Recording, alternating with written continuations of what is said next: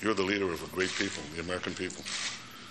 And I'm the leader of a much smaller people, the great people.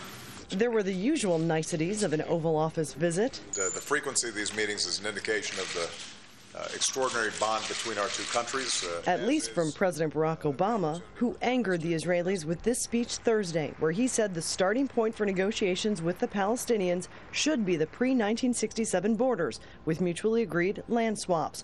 Going further, saying he doesn't think Israel should get its demand, maintaining a military presence along the Jordan River. Although his spokesman now trying to downplay the significance of what most experts said was a new position for Obama. That is a formulation that has been understood by parties to these negotiations and by anybody who's been a close observer of these negotiations in this region for years.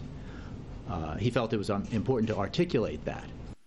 If the Israelis have agreed to that in the past, Prime Minister Binyamin Netanyahu made it clear he doesn't now, in an unusual move, staring down the U.S. president and openly disagreeing with him in his office. It cannot go back to the 1967 lines because these lines are indefensible.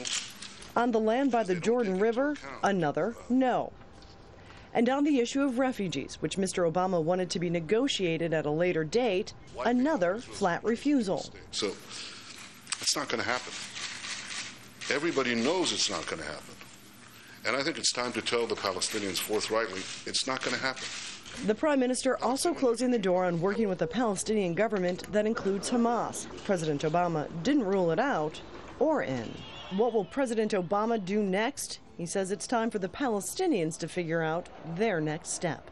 Patty Culhane, Al Jazeera, Washington.